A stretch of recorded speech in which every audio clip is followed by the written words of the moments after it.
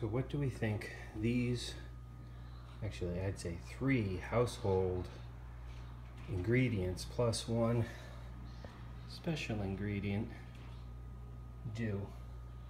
We're going to try to kill some weeds with these things. That coming up next. Alright, this is a 1 gallon pump sprayer from Home Depot. I got the ingredients. It's tough to see the line right there, but I'm going to start mixing up these ingredients. The vinegar, this is going to fill up the jug to the 1 gallon mark, and then we're going to add 4 teaspoons of this, 4 teaspoons of the Dawn, and then I think it's a cup of the salt. So we'll get that all mixed up and I'll show you what the end result looks like. Everything's all mixed up.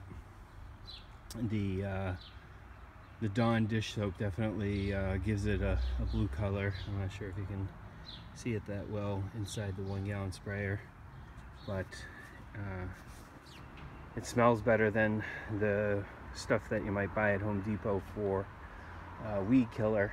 And we're gonna do the experiment. So I've got some stone bedding here, edging that it's got some weeds coming through, so I'm going to go around and we're going to spray those. So let's start over here, and there's a couple, I'm not sure what kind these are, I think it's sedge, but we'll give it a bunch of pumps here. And I use the entire gallon of vinegar in the spray pump, which is probably a little bit more than the pump is supposed to handle.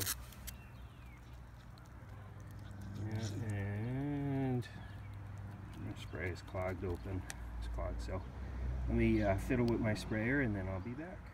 Here's a nice dandelion broadleaf weed, so we'll give this a good spray. Make sure we get all the leaves nice and wet, and get it down in there in the root there.